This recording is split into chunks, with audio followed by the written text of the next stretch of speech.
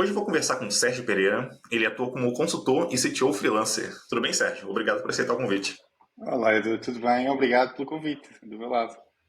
Imagina, imagina. E antes de começar o episódio, queria pedir para você se apresentar um pouquinho melhor para quem estiver ouvindo, né, ou assistindo a gente, te conhecer um pouquinho. Claro, claro, eu sou o Sérgio, estou aqui em Lisboa, em Portugal, e trabalho como CTO há quase 10 anos, sobretudo em startups tecnológicas e, sobretudo, startups dos Estados Unidos. Portanto, trabalho remoto desde Portugal para os Estados Unidos como CTO. E de há alguns anos para cá comecei a trabalhar como fractional CTO, ou seja, vamos falar um pouquinho mais à frente sobre o que é que isso é e como é que funciona. Mas basicamente trabalho para vários clientes ao mesmo tempo nesta posição de CTO, o que é um pouco interessante e acho um pouco novo para a indústria. Muita gente tem perguntado sobre isto. Realmente, a gente ouve muito falar, ou pensa, né? Normalmente quando a gente pensa em CTO, pensa numa pessoa full-time ali na empresa. Daí, antes da gente entrar de fato no papel, para entender um pouquinho como é que funciona isso, eu queria entender por que você decidiu se tornar CTO freelancer ou fractional CTO. Olha, não foi uma decisão daquelas decisões ponderadas de início de ano, de dizer neste ano vou fazer esta mudança na minha carreira. Não, foi uma coisa que aconteceu de uma forma um pouco orgânica e natural. À volta de 2015, eu estava a trabalhar como CTO de uma startup e passámos por um acelerador de startups na Holanda, em que foi uma experiência muito imersiva, com outras 15 startups, e aconteceu que várias delas não tinham um co-founder tecnológico, não tinham um CTO. Tinham, se calhar, freelancers, programadores, mas não tinha essa parte de liderança. E os fundadores, que acabaram por se tornar meus amigos, dada a proximidade, tinham essa necessidade de perguntar-me e estavam constantemente a perguntar-me sobre fazer uma due diligence tecnológica com um investidor, ou um bug na AWS, ou recrutar programadores, fazer entrevistas técnicas, enfim, todo este conjunto de coisas diferentes, eles estavam começando a perguntar a minha opinião e pedir a minha ajuda e tudo isso. E começou dessa forma muito orgânica. Eu primeiro comecei a fazer isso, enfim, para ajudá-los, sem cobrar nada, não é? E depois percebi que eles estavam dispostos a pagar, porque era um problema que eles tinham. Era uma coisa que eu podia fazer, porque conseguia compatibilizar isso com o meu trabalho full-time. E até tinha um aspecto interessante, não só pela parte de aumentar o meu rendimento, mas também porque expunha-me a novas experiências, novas indústrias, novos produtos, novas tech stacks. Enfim, achei muito interessante, mas foi um processo de descoberta que apareceu assim, de uma forma muito orgânica, não foi algo que eu tenha procurado. Uhum. E aconteceu contigo de, depois disso, você encontrar outras pessoas que também faziam esse papel? Ou foi difícil encontrar e realmente você meio que explorou ali um mercado novo? Não havia ninguém a fazer isto nessa situação, daí talvez eu ter tornado a go-to person, porque o que havia era muitos mentores mais alto nível, estratégia, enfim, esse tipo de mais alto nível, mais ao nível da estratégia, mas ter assim uma pessoa que conseguisse ao mesmo tempo trazer esta parte mais de estratégia, enfim, ajudar a fazer uma spreadsheet com hiring budget, mas também falar com investidores, mas também meter a mão no código e mentorar as pessoas os programadores mais júniores. Um, eu acho que não havia naquele contexto e acabou por ser um bocado o motivo porque esses fundadores vieram falar comigo de uma forma, enfim, tão imediata, quase todos eles. O que havia muito, e naturalmente ainda há agora muito mais, é freelancers de outras,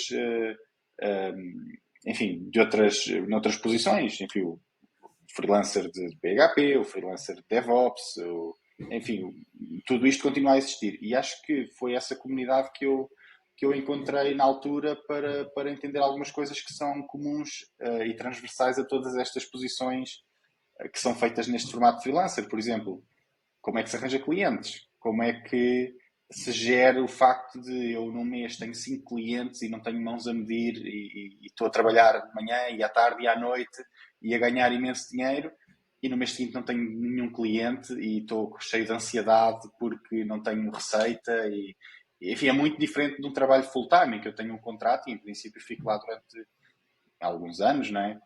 E claro que posso ser despedido, posso mudar de emprego, posso isso tudo, mas não é tão frequente uma coisa que se faz todos os meses. Pronto, é uma vida assim um pouco mais volátil e essa adaptação custou-me um pouco e acabei por procurar esse suporte noutras pessoas que faziam freelance noutras posições. Bem interessante, bem interessante. E você comentou aí bastante sobre startups, tá? Você começou muito focado nelas ali. Então, eu queria entender, normalmente, em quais estágios você costuma atuar ali nas empresas? Somente startups talvez early stage? Em que momentos ali que faz sentido, na tua visão, não só talvez pela tua experiência, mas que você imagina que um CTO freelancer pode atuar ali na empresa? Sim, olha, a minha experiência é em startups muito early stage, mesmo no início, tipicamente depois de terem ou funding de venture capital ou depois de terem alguma receita, porque antes disso eu descobri que não conseguem pagar-me e, portanto, não tenho interesse. Um, mas está sempre ali depois da seed round, às vezes pre-seed, aquelas rondas pequenas que as startups levantam. Agora, cada vez mais encontro startups que, apesar de serem muito early stage, não levantam funding, são bootstraps, ou seja, em vez de irem buscar dinheiro a angel investors ou venture capital, têm logo um modelo que gera lucros desde o início e, portanto, têm dinheiro para pagar com base nisso e estão numa fase. Enfim, os problemas são transversais a todas elas. Quando eu chego, os problemas tipicamente são passar de uma fase de MVP, que foi construído por uma consultoria, por uma agência ou por um freelancer ou dois, enfim, uma coisa que está muito.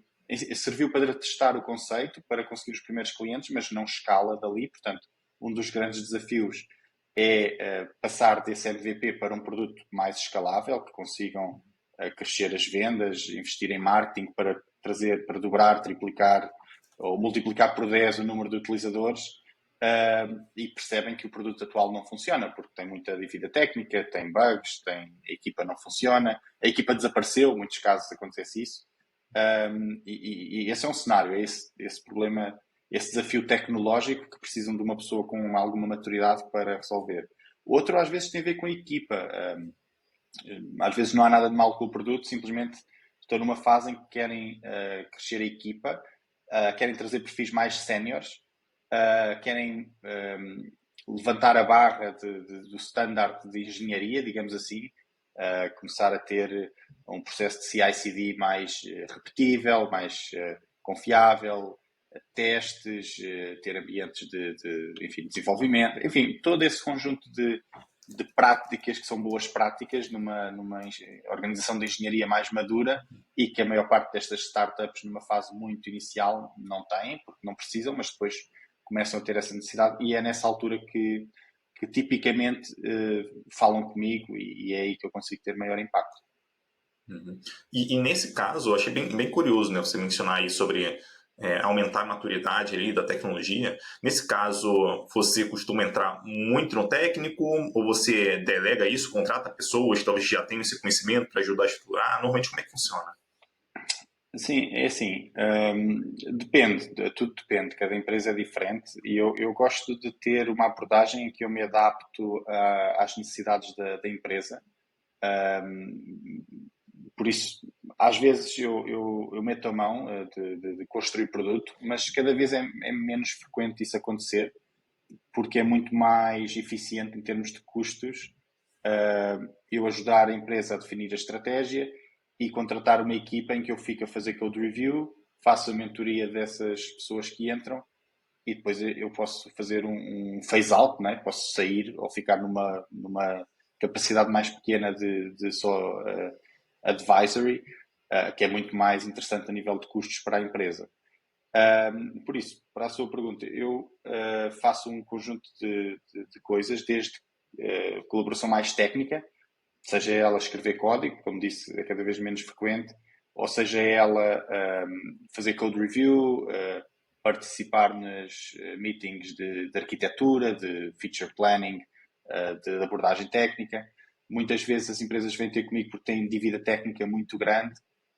Casos comuns são terem usado uma framework e agora quererem crescer para um nível em que a framework já claramente não tem capacidade para essa customização, portanto tem que refazer o código fora da framework. Enfim, todo esse processo de refactoring, normalmente eu tenho um envolvimento muito próximo, mas a maior parte das vezes não chego ao nível de escrever o código, chego ao nível de ajudar muito no planeamento e fazer code review muito próxima, quase a cada PR,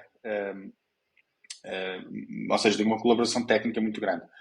Onde eu também tenho uma colaboração muito grande é na parte de ligar os founders com a parte técnica, ou seja, há sempre esta parte muito desconexa, não só em startups, eu acho que tem empresas grandes, entre o negócio e a engenharia, ou seja, o negócio precisa de integrar com um novo parceiro, de fazer onboarding de um novo cliente, uma coisa qualquer, e a parte tecnológica tem, enfim, outras coisas para fazer, tem todo o roadmap, e às vezes há ali questões muito impopulares de estimativas e de prioritização, que é muito difícil essa comunicação às vezes, e eu chego a empresas onde essa comunicação está num ponto já de muito escalado, de quase agressividade entre as partes, de grandes silos, e eu ajudo a fazer aí essa ponte, às vezes ali numa área mais de product management do que de tecnologia propriamente.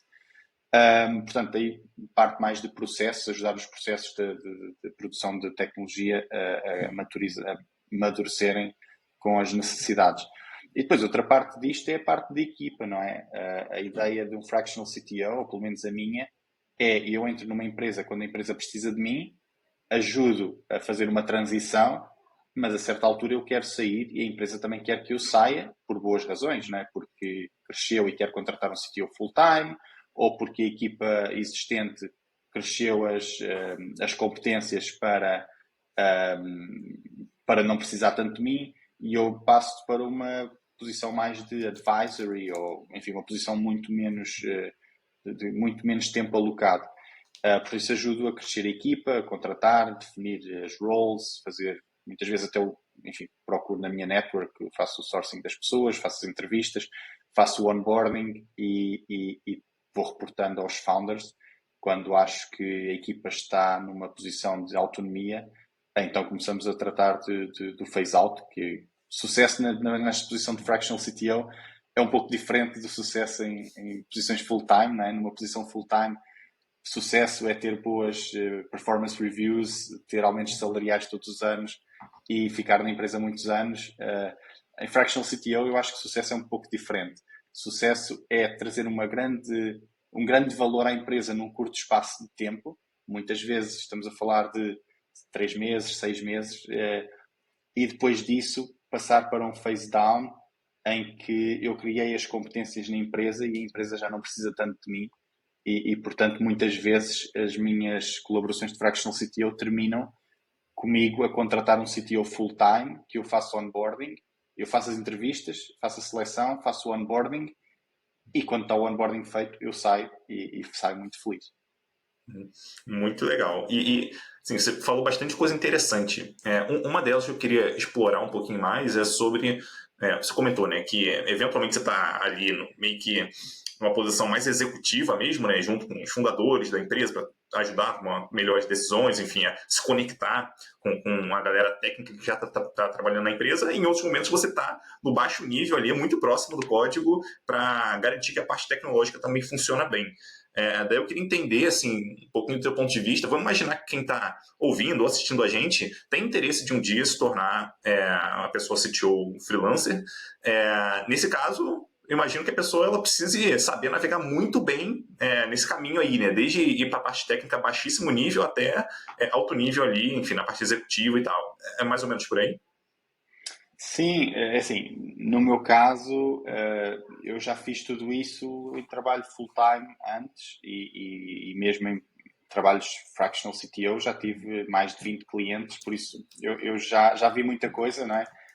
E tanto estou confortável aqui no meu escritório a escrever código, como estou confortável a meter-me num avião e ir para um board meeting em São Francisco, falar com investidores, e tudo pelo meio. Ou seja, eu acabei por já tocar na minha experiência profissional em todas estas partes de trabalhar no código, gerir pessoas, gerir processos, falar com stakeholders, investidores, clientes, vendedores de qualquer tecnologia. Enfim, eu acho que para fazer bem qualquer posição de freelancer, seja ela CTO ou React Developer ou AWS Sysadmin ou o que seja, eu acho que é preciso saber muito bem, ter muito sólida experiência em todos os aspectos dessa posição. Eu acho que é importante ter feito essa posição provavelmente full-time, provavelmente num ambiente de requisitos altos, não é? De uma cultura de engenharia alta. No meu caso, eu fui CTO full-time de mais do que uma empresa financiadas por investidores de primeira linha, o Y Combinator, Sequoia, etc. Ou seja, os requisitos nesses ambientes são muito altos. Não só o requisito ao nível dos code standards, né, do código, como os requisitos a nível dos perfis na equipa que têm que ser contratados, como os requisitos a nível de como é que se apresenta a tecnologia a clientes, a investidores. Ou seja, eu tive exposto a tudo isso e eu acho que isso deu-me aqui uma boa experiência nesta. E sou o que eu gosto de falar, um full stack CTO. Tanto trabalho com o código, como trabalho com pessoas, como trabalho com processos. E estou confortável em todos eles. Claro que há pessoas que eu conheço, algumas até usam o título de Fractional CTO, mas especializam-se em coisas específicas. Há pessoas que só se especializam em processos. Eu conheço até em startups mais later stage, só processos, ou seja, como reduzir bugs em produção, como tornar o ciclo de desenvolvimento mais rápido, enfim, esse tipo de coisas. Outras focam-se apenas em pessoas, numa fase later stage, em que as empresas muitas vezes estão a contratar 50 pessoas por trimestre, como passar de uma estrutura em que o CTO gere individual contributors, os programadores, para uma estrutura em que o CTO gere engineering managers, por sua vez, gerem equipas de programadores. Outros simplesmente são senior developers, programam, só fazem código, mas fazem muito bem. Ou seja, há especialização também. Eu não sou muito especializado, na verdade. Eu gosto de ter esta abordagem maior e acho que por isso é que eu gosto de trabalhar com startups early stage, em que tudo está muito, enfim, muito pouco maduro, tanto o código como as pessoas, como os processos, e eu consigo, de uma forma abrangente, ajudar a empresa a crescer em todos eles ao mesmo tempo. Uhum.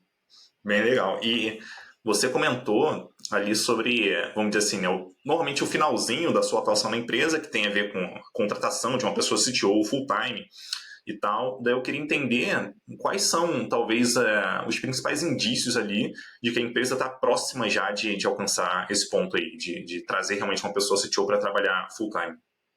Sim, muitas vezes esse contexto é falado no início, não é?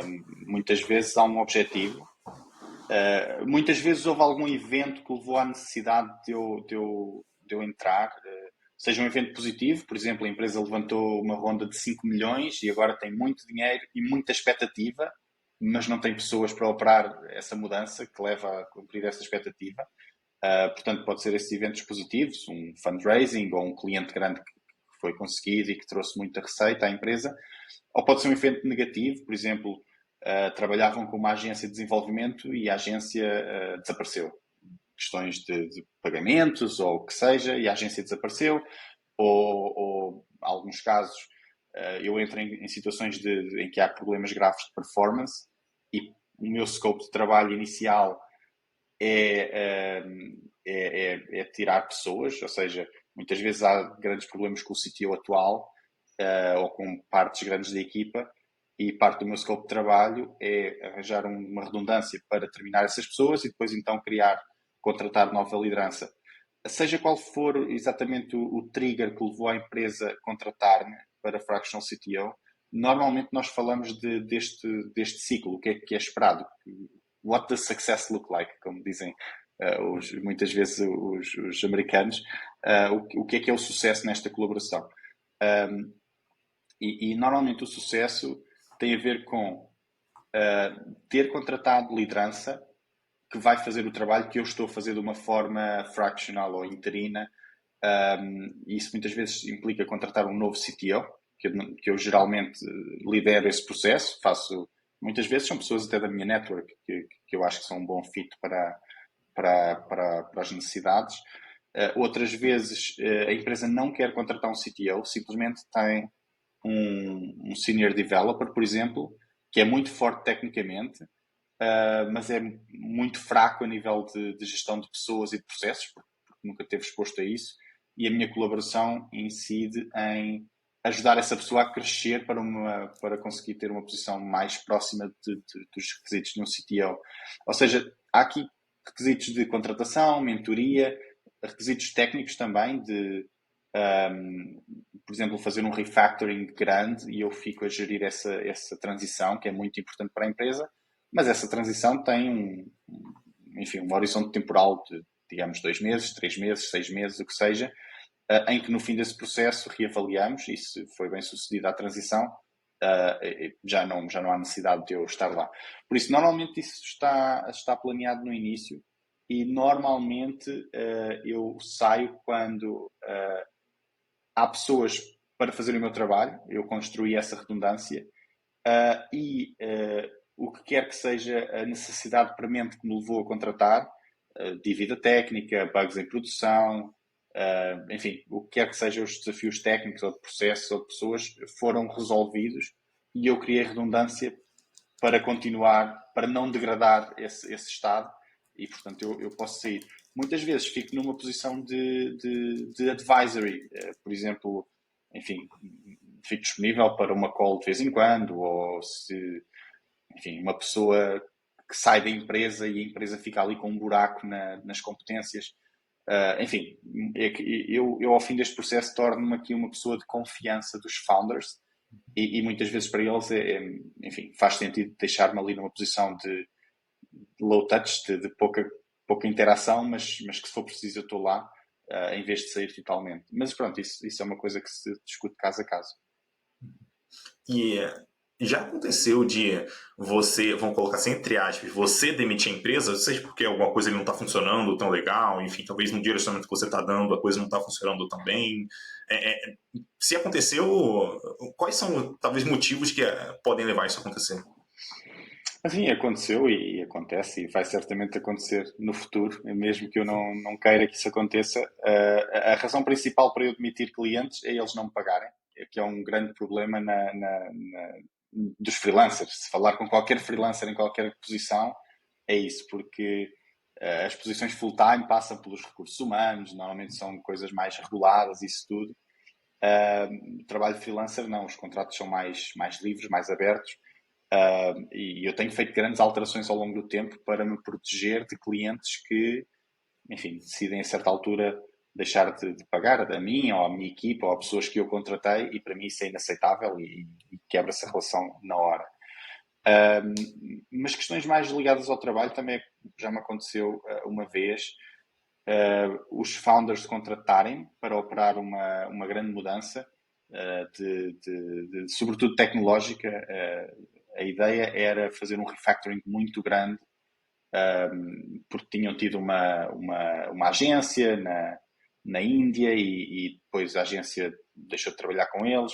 Enfim, tinha uma codebase órfã, cheia de dívida técnica, com muitos bugs, e tinham que fazer um refactoring daquilo tudo ao lado, numa nova tech stack, com a equipa que eles tinham estado a contratar.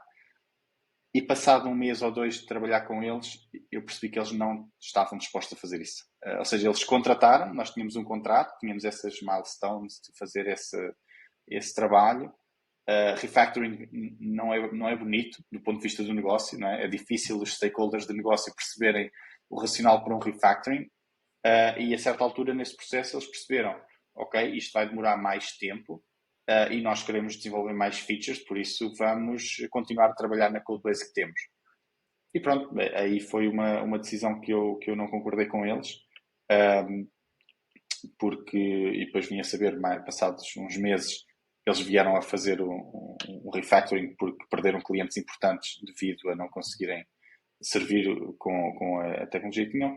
Mas, enfim, muitas vezes há estas mudanças das regras do jogo, depois do jogo começar, digamos assim, em que eu sou contratado para certos objetivos e depois os fundadores não estão dispostos a fazer essas mudanças que requerem a ação deles.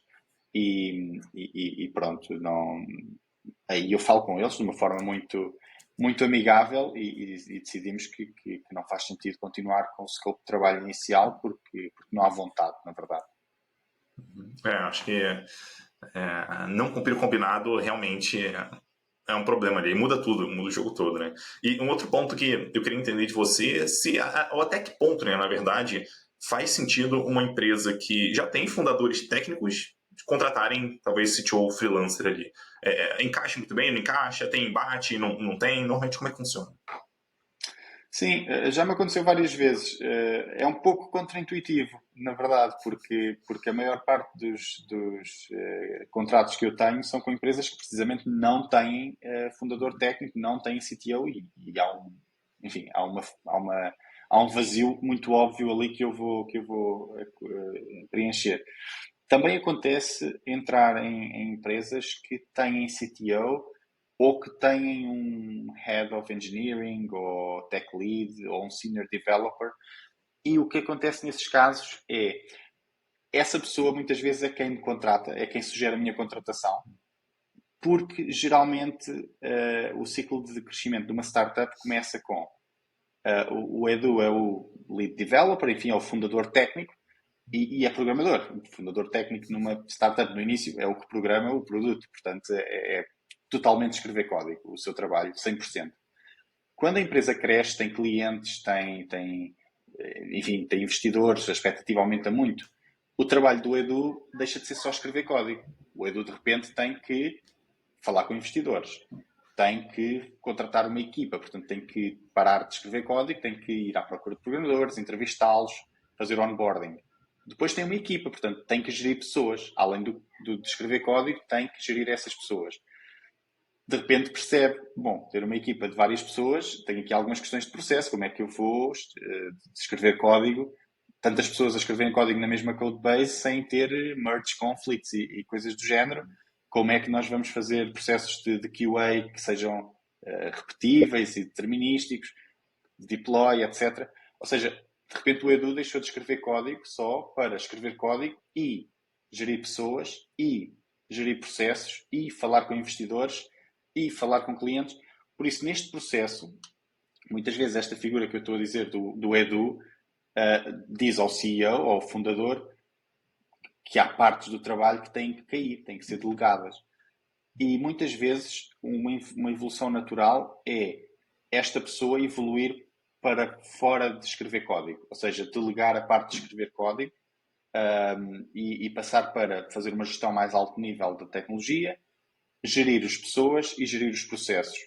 Foi um pouco essa evolução que eu fiz quando trabalhei full-time como CTO e acho que funciona. Mas há muitos líderes técnicos que não o fazem, porque são muito técnicos, querem continuar no código, porque é o que eles gostam, mas têm muitas dificuldades com essas partes de contratação, gestão de pessoas, de gerir os processos, enfim, interação com os stakeholders, com product managers e afins. E muitas vezes eu entro nesse ambiente, ou seja, eu venho para situações em que há fundadores técnicos ou o programador inicial, que é muito forte tecnicamente, mas que não querem estar responsáveis por coisas como contratação. Há situações em que eu entro como fractional CTO e o meu scope of work é simplesmente contratar uma equipa ou aumentar a equipa atual ou mentorar, fazer mentoria às pessoas que estão na equipa para um certo nível de cultura de engenharia ou o que quer que sejam os objetivos. Isso acontece muito. Eu vir e o meu trabalho ser simplesmente a parte de people management, de contratar e gerir pessoas, fazer performance reviews e afins que estes fundadores técnicos ou CTOs não querem fazer, não gostam de fazer, não querem ter essa responsabilidade. Outras vezes entro para questões mais táticas de interação com os fundadores. Por exemplo, os fundadores têm reservas sobre a equipa tecnológica. em todo o lado isto acontece. Acham que está a ser muito lento, acham que há bugs em produção que não deviam haver. Estes problemas são recorrentes em todas as empresas. Muitas vezes eu entro como figura de confiança ou elo de ligação entre os fundadores e este CTO, porque muitas vezes há conflitos, há tensões. Os fundadores têm muito medo que estas pessoas saiam da empresa por causa destes conflitos, ou seja, não querem que as pessoas saiam, não querem aumentar as tensões e os atritos, mas querem operar uma mudança de cultura ou de comunicação, e muitas vezes eu venho fazer esta ligação. Enfim, é um trabalho não técnico, é um trabalho puramente de processos e às vezes só de facilitador de comunicação entre as partes. Por isso, enfim, tem vários scopes diferentes, mas sim, há alguns casos que eu já tive, uns 3 ou 4, penso eu, em que houve diferentes formas deste tipo de colaboração, em que havia um CTO ou um stakeholder técnico sénior com o qual eu trabalhei. Uhum. E você contando isso, me parece muito que, especialmente quando tem talvez essa pessoa fundadora técnica, que é muito, muito técnica e talvez não conheça muito esse lado de gestão, de processos ali, talvez você atue muito mais como um mentor dessa pessoa, né, para ajudar essa pessoa a rampar ali na empresa, né, para atender as necessidades que a empresa tem naquele momento, muito mais isso do que necessariamente, talvez até ajudar diretamente na empresa, apesar de, obviamente, você também poder fazer isso. Mais ou menos por aí. Sim, sim. Eu tenho um cliente neste momento em que o meu scope de trabalho é só esse, é fazer, ter reuniões uma vez a cada 2 semanas com este líder técnico, que é o tech lead, digamos, da empresa. Foi o primeiro programador que construiu o produto, que estava muito desconfortável com a parte de contratação, com a parte de saber que salários pagar às pessoas, fazer performance reviews, enfim, era tudo novidade para ele, ainda é, na verdade. E o meu trabalho é simplesmente ser a pessoa de confiança do fundador, que é uma pessoa que eu já conhecia, e fazer esta mentoria a este programador que está a crescer para ser um CTO, mas há todas estas questões de gestão de pessoas e processos que são novidade para ele, e eu ajudo nessa transição. Portanto, é um claro caso em que irá certamente haver um ponto em que eu já não sou necessário, porque já houve o crescimento que se esperava e a pessoa torna-se autossuficiente. Mas sem dúvida é uma parte importante do meu scope of work em muitos trabalhos, e neste caso concreto é o único scope of work, é a minha única responsabilidade, é ter estas reuniões com esta pessoa para ajudar a fazer esta mentoria e a fazer este crescimento. Eu acho que mentalmente bom a pessoa que está fundando, talvez uma pessoa ali mais técnica, né, fundando uma empresa, saber que existe a possibilidade de, se ela realmente não se encaixar nessa posição mais de gestora ali, que ela pode ou contratar, se tiver o freelancer, pelo menos inicialmente ali, ou pelo menos ter uma mentoria mais direta. Acho que é bom ter isso em mente. E outro ponto que eu queria entender de você é assim, quais são talvez os principais problemas que você se depara ali com uma empresa quando você está começando a trabalhar com ela? Se tivesse que pegar assim, os 3 pontos mais comuns assim, de problemas que você encontra ali, quais seriam eles?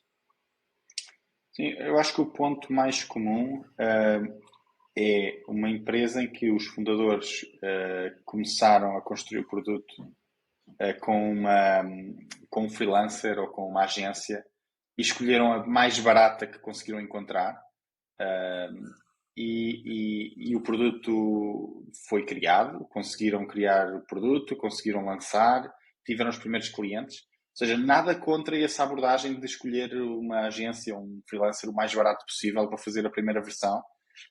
O problema é, um problema bom, atenção, o problema é o produto funcionou e o produto tem clientes ou tem utilizadores e os fundadores estão a coçar a cabeça a pensar: bom, este produto não vai levar-nos até à próxima fase, tem muita dívida técnica, tem problemas graves de escalabilidade, se calhar o freelancer ou a agência que nós contratamos são muito lentos a desenvolver ou criam muitos bugs ou têm problemas de comunicação e nós pedimos uma feature e há vários loops de comunicação até ela realmente sair em produção. Alguma parte deste processo leva os fundadores a dizerem: ok, nós temos que dar o passo seguinte, nós temos que parar de trabalhar com esta equipa inicial, que foi muito útil, mas que não trouxe-nos até aqui, mas não nos vai levar até ao próximo nível.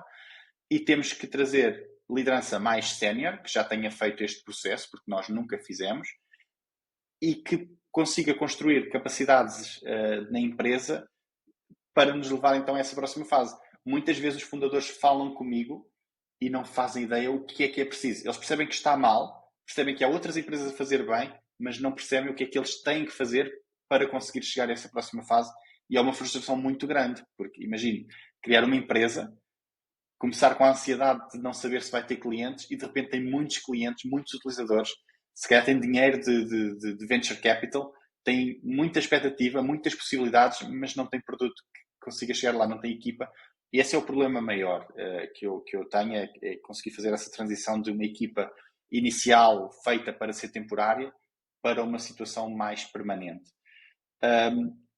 Outra situação muito comum é a fase seguinte, digamos. Fundadores que já fizeram essa parte eles próprios, já têm uma equipa interna, contrataram programadores, até muitas vezes têm um tech lead ou um programador sénior ou alguma coisa assim, mas há frustrações muito grandes. Ou eles sentem que essa equipa não funciona e querem que eu chegue para despedir essas pessoas e contratar novas pessoas. É curioso a quantidade de vezes em que isso acontece e dessas vezes, quantas vezes eu digo, calma, o problema não é esta pessoa.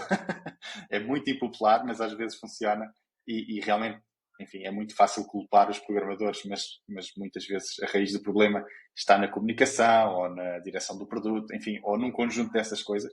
Por isso, muitas vezes eu chego com estas frustrações muito grandes com a equipa técnica.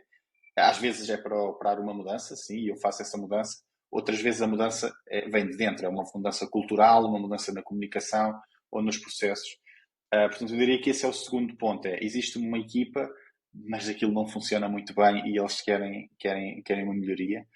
E outras vezes são situações mais específicas. Ou seja, existe a equipa, existe o produto, muitas vezes tem uma fase mais avançada. Eu também às vezes tenho clientes mais série B, série C de investimento, ou seja, já são clientes que faturam volumes muito grandes de negócio. Há um produto, há uma equipa, mas querem operar uma mudança mais específica. Por exemplo, aconteceu muito em anos recentes esta adaptação ao trabalho remoto. Muitas empresas nos Estados Unidos fizeram isto de uma forma muito estranha. Ou foram muito céticos do trabalho remoto e tiveram grande parte da equipa a sair quando voltaram ao escritório e agora querem ser remotos, mas não sabem muito bem como. Ou disseram para eles próprios, ok, se agora é remoto, vamos contratar toda a gente na Índia, porque é muito mais barato, e de repente encontram-se numa situação em que a maior parte da equipa não faz qualquer overlap de tempo com os Estados Unidos, nunca falaram de comunicação assíncrona, não têm processos para isso. Portanto, essa também é uma questão importante. Enfim, empresas que são muito mais viáveis, mas que têm problemas específicos, mas que para eles são muito importantes. A cultura remota eu acho que é um dos principais que eu às vezes sou contratado para ajudar. E nesses dois primeiros pontos que você comentou, seja ali, talvez o produto, vamos dizer assim, não está próximo, não está pronto para dar um próximo passo ali, ou que a equipe talvez não esteja se saindo tão bem, pelo menos do ponto de vista dos fundadores não técnicos ali. Me corrija se eu estiver errado, mas eu imagino que a maior dor que a pessoa do lado do negócio está sentindo é que as entregas não estão saindo, que as coisas não estão acontecendo. É mais ou menos por aí? Sim, são duas coisas, sempre. Uma é exatamente a velocidade. E depois há sempre estas questões de comunicação muito difíceis com as estimativas, porque imagine isto. Você é um fundador não técnico, nunca trabalhou com programadores, nunca esteve envolvido em product management, nem nada disso. E tem uma ideia do produto que quer. E o que acontece é, você manda os requisitos de uma forma completamente não estruturada aos programadores e pede-lhes uma estimativa. Que geralmente estes fundadores estão a trabalhar com freelancers ou com agências que vão mandar uma estimativa para cima da mesa porque querem capturar o negócio, não é? Querem vender mais essas horas. No dia seguinte o fundador manda outra coisa qualquer para cima da mesa. Ou depois da entrega do programador, o fundador diz, não era bem isto. E aumenta o o scope. Portanto, há situações de scope creep massivas que levam a estas frustrações. Outras vezes há situações também de performance dos programadores, mas a principal é exatamente isso, é a velocidade. Demorou 3 meses para fazer um MVP que eles prometeram fazer em 2 semanas. Há 6 meses que estamos a fazer esta integração com este cliente e ainda não está pronta. Este tipo de situações que parecem muito caóticas acontecem todas as semanas. Virem fundadores falar comigo com este tipo de questões e muitas vezes depois trabalhamos juntos e é a principal questão. A segunda é o que vem a seguir aí, é outra consequência desta mesma tipo de ineficiências, que é bugs em produção, ou seja, processos de desenvolvimento que são muito fracos em testes e em QA. E muitas vezes fundadores falam comigo de uma forma muito frustrada porque estava em frente a um cliente muito importante e a demo não funcionou. Ou o cliente, perdemos 10 ou 20% dos nossos clientes nesta semana porque houve um bug qualquer. Ou, por exemplo, tive um caso agora recente e era uma empresa bem maior que o gateway de pagamentos não funcionou e calhou com uma altura de feriado ou o que era e só resolveram aquilo passado uns dias. Ou seja, eles tiveram uma semana que não conseguiram os utilizadores não conseguiam passar para Premium, para começar a pagar, e foi uma quebra imensa de receita para eles nesse mês por causa disso.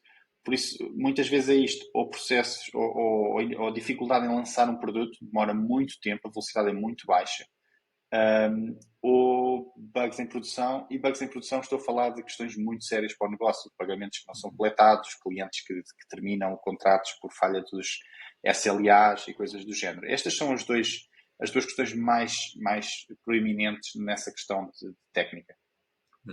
Muito interessante. E eu imagino que, vamos dizer assim, em empresas mais estruturadas, a coisa não seja tão diferente disso também, não. Tem, obviamente, algumas diferenças, mas eu imagino que não seja tão diferente, não. Depende, eu já trabalhei com empresas em diferentes estados e até lhe dou um exemplo que eu acho que é muito curioso. Eu houve uma altura, ali à volta de 2018, 19, que achei que estas skills eram úteis para empresas bem maiores, para enterprise. Sobretudo porque as empresas grandes também lançam produtos novos, não é? Tem os departamentos de inovação a lançar novos produtos.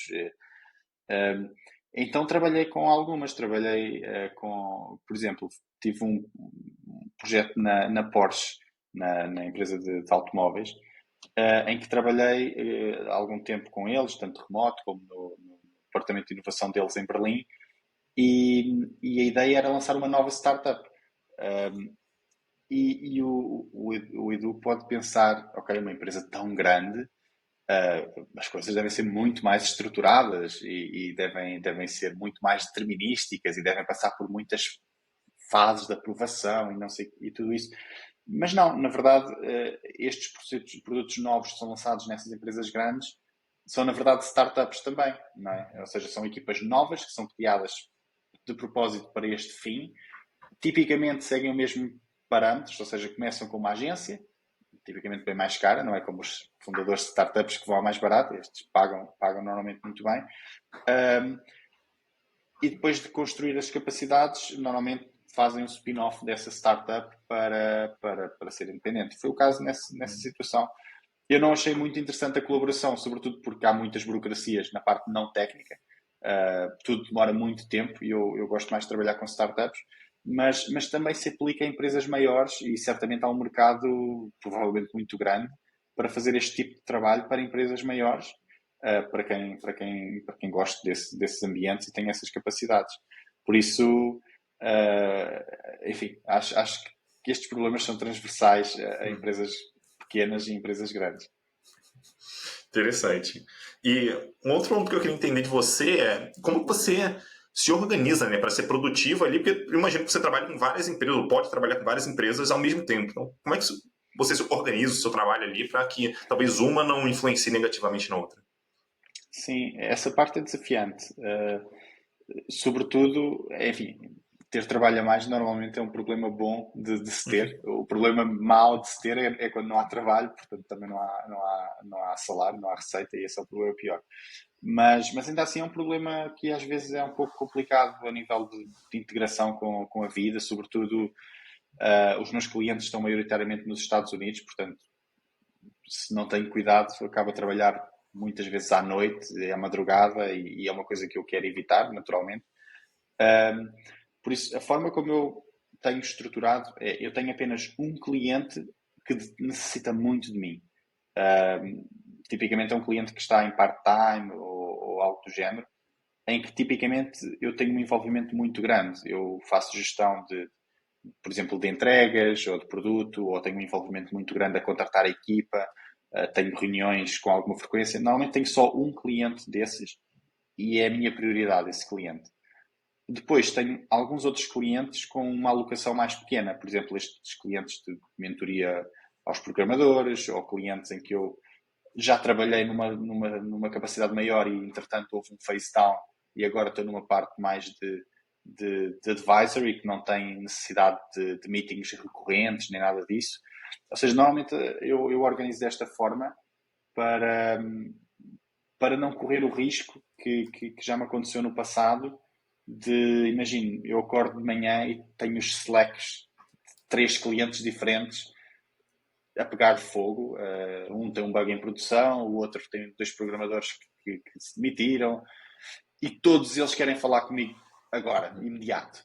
E eu acordo com isto e obviamente não é bom, e eram dias que pronto, eu estava completamente desaparecido e tinha que criar prioridade. E foi ao criar essa prioridade que eu decidi assim, eu tenho um slot para um cliente, enfim, grande, e essa é a minha prioridade. Mas normalmente também com esse cliente eu defino fronteiras grandes. Só estou disponível a certas horas ou em certos dias. Enfim, faço ali alguma fronteira. Os outros clientes são clientes que estão confortáveis comigo a dizer que agora não pode ser, vamos marcar amanhã. Ou já falámos duas calls esta semana, portanto essa vai ser para a próxima semana.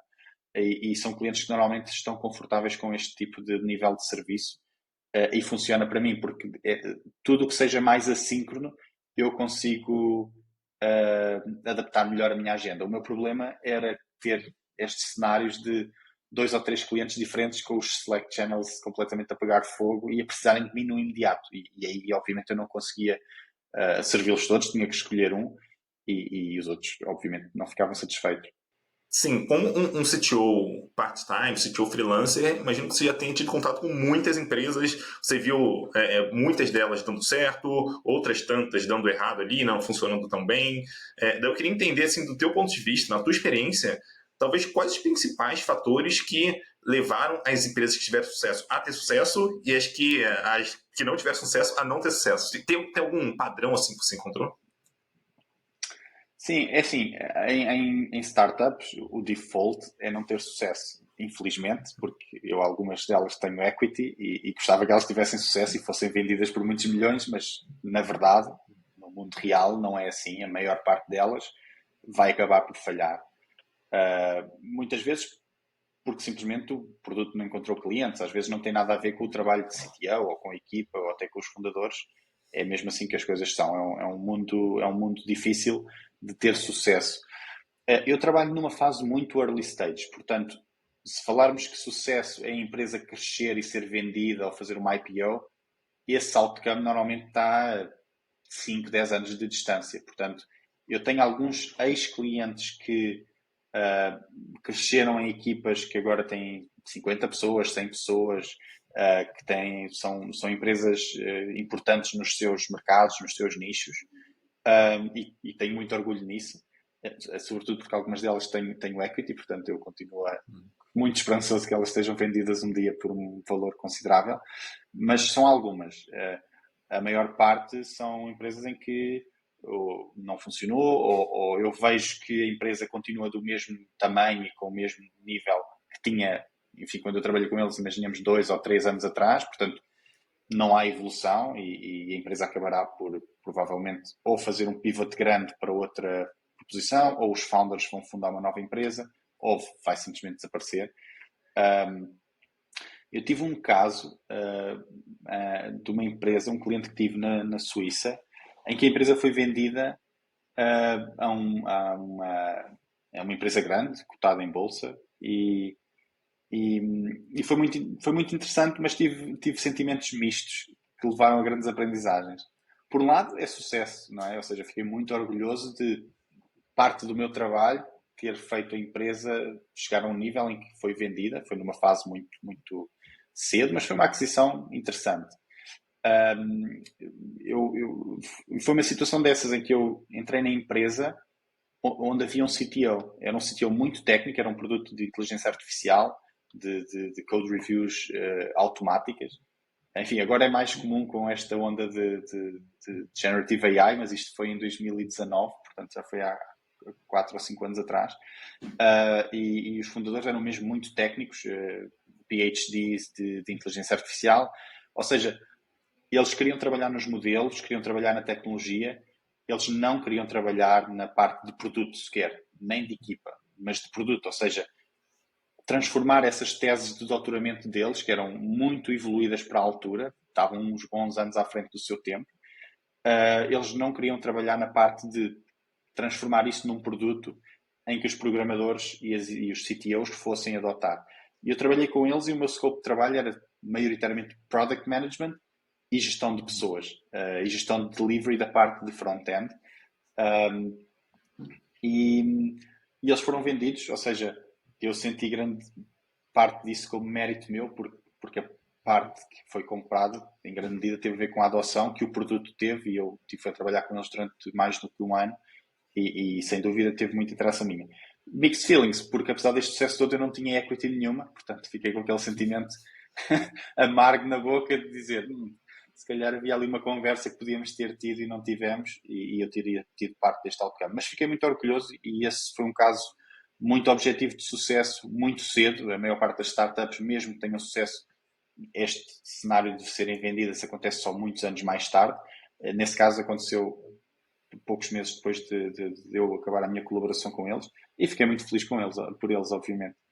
Queria entender de você também, assim, vamos imaginar de novo aqui, né, que quem está ouvindo, assistindo a gente, pensa em um futuro aí, talvez no futuro de curto prazo, mais médio ou longo prazo, acho que não importa tanto, mas talvez quais os principais atributos que você imagina que essa pessoa precisa, essa pessoa que está ouvindo a gente precisa atender ali para um dia se tornar uma pessoa CTO part-time? Eu acho que, em primeiro lugar, tem que ser um bom CTO. Porque se não for um bom CTO, é muito complicado fazer o trabalho. Porque, geralmente, um fractional CTO, nós cobramos rates altas e há uma expectativa grande de impacto imediato. Uma empresa que me contrata não está à espera que eu demore 3 meses a perceber o que é preciso fazer. Está à espera que eu, no primeiro mês, já entregue valor, o que é um grande desafio, porque eu tenho que adquirir muito contexto em pouco tempo e rapidamente conseguir perceber quais são os problemas que a empresa tem e desses problemas quais é que são fáceis ou é realista pensar que conseguimos resolvê-los e que vão ter um impacto. Ou seja, há ali um julgamento muito rápido que eu tenho que fazer de perceber o problema, perceber quais são as possíveis soluções e perceber como fazer essas soluções. Isso é uma expectativa que há sobre mim. Portanto, eu imagino que se eu não tivesse experiência neste trabalho, eu ia necessitar de muito mais tempo para fazer este processo de aquisição de conhecimento e prescrição de soluções e depois levar os clientes pelo processo da transição. E os clientes não estão à espera que eu demore esse tempo. Portanto, eu acho que a primeira questão é ser muito forte no trabalho, seja como CTO ou seja noutra situação qualquer. Se você for um freelancer de front-end, de React, eu, quando contrato, não estou à espera que você demore 2 meses a aprender React. Estou à espera que você, na primeira semana, escreva código para produção e que seja de um nível muito alto e que funcione e que não tenha problemas de comunicação. Portanto, no trabalho de CTO, apesar de ser uma posição enfim, com responsabilidades mais diversas, há essa expectativa também. Portanto, eu acho que essa é a primeira questão, ser muito forte no trabalho que se propõe fazer para conseguir realmente entregar. Mas, para chegar a essa questão, é preciso ter clientes, em primeiro lugar. Por isso, eu acho que esse é é a questão que leva mais pessoas a tentar este estilo de vida e a falhar. Que eu tenho conhecido muitas. Eu acho que desde que eu escrevo no Twitter sobre este assunto, muita gente tem falado comigo que o meu conteúdo os inspirou a fazer esta transição e tudo isso. Alguns têm conseguido e fico feliz por eles, mas a maior parte falam comigo alguns tempos mais tarde, ou eu venho a perceber que eles encontraram um trabalho full-time, e a razão é porque não conseguiram encontrar clientes, e esse é um grande desafio. Para mim é um grande desafio ao longo dos anos, tem sido um desafio também, porque eu tenho tido a sorte ou o talento, não sei, de os clientes vêm falar comigo muitas vezes, sobretudo agora que escrevo em público, é a minha principal forma de aquisição de clientes, mas eu não tenho conseguido fazer um processo de captação de clientes repetível. Isso é uma coisa que só recentemente é que consegui. Eu acho que muita gente falha aqui. Eu acho que quando você quer um trabalho full-time, você vai às job boards, faz pesquisa pelos filtros e encontra um trabalho full-time e aplica, vai a entrevistas, tem um salário que muitas vezes está escrito na própria posição e é assim que funciona. Para estas posições fracionárias e freelancers não há uma job board. Muitas vezes os clientes com quem eu falo não sabem necessariamente o que é que eles precisam. Eles percebem que têm um problema, mas não percebem qual é a solução. Portanto, há um processo de venda e o processo de venda é muito pouco natural para as pessoas técnicas. E isto é onde a maior parte das pessoas falham. Por isso eu acho que tem que ser pessoas com um espírito empreendedor que percebam que se consigam adaptar a uma receita que não é constante. Há um mês que há 2 ou 3 clientes e ganho mais do que ganhava no meu full-time anterior, mas há outro mês em que tenho 0 ou tenho um cliente pequenino e fico com ansiedade porque obviamente não estou a ganhar tanto como podia ganhar num trabalho full-time. E isso acontece a mim ainda hoje, portanto alguém que está a começar tem que estar muito preparado para isto. E tem que ter uma forma de aquisição de clientes realista, ou seja, ou é uma pessoa que tem uma boa network, ou é uma pessoa enfim, que tem acesso a pessoas que criam empresas ou que têm a necessidade que eles conseguem resolver, porque os clientes não vão aparecer, enfim, do ar, não é? E eu acho que esse é o maior desafio que a maior parte das pessoas, que leva a maior parte das pessoas que tentam fazer isto a eventualmente falhar. Daí eu queria abrir um espaço aqui no final para você falar, né? Quem estiver ouvindo, assistindo a gente, como a pessoa consegue entrar em contato contigo, como que ela consegue conhecer melhor o seu trabalho? Sim, eu escrevo todos os dias no Twitter e no LinkedIn. O meu Twitter é @SergioRocks. É olha como o seu podcast, o meu nome é Rocks. E no LinkedIn basta pesquisar o meu nome e vão certamente encontrar-me e podem conectar comigo e ler os meus conteúdos. Eu escrevo sobre este tema de Fractional CTO, mas não só, falo muito de trabalho remoto, falo muito sobre startups, sobre observações que eu tenho sobre o mundo da tecnologia, porque uma coisa interessante desta vida como Fractional CTO é que eu tenho acesso a muitos contextos diferentes, empresas de diferentes países, diferentes tech stacks, diferentes indústrias, diferentes estágios de desenvolvimento. E isso é muito interessante, a perspectiva que dá. Às vezes comparo diferentes abordagens em diferentes países ou em diferentes indústrias e muitas vezes o meu conteúdo vem daí, dessas observações que eu tenho por esse acesso a diferentes contextos. Eu recentemente criei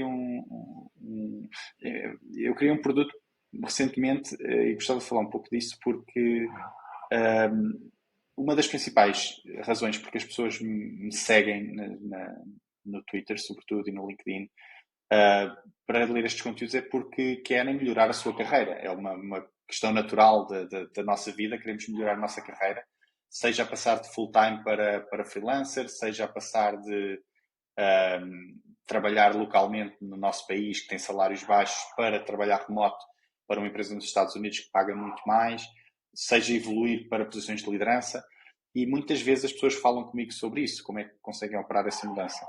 E eu no início, com toda a boa vontade, falava com as pessoas e fazia ali alguma mentoria.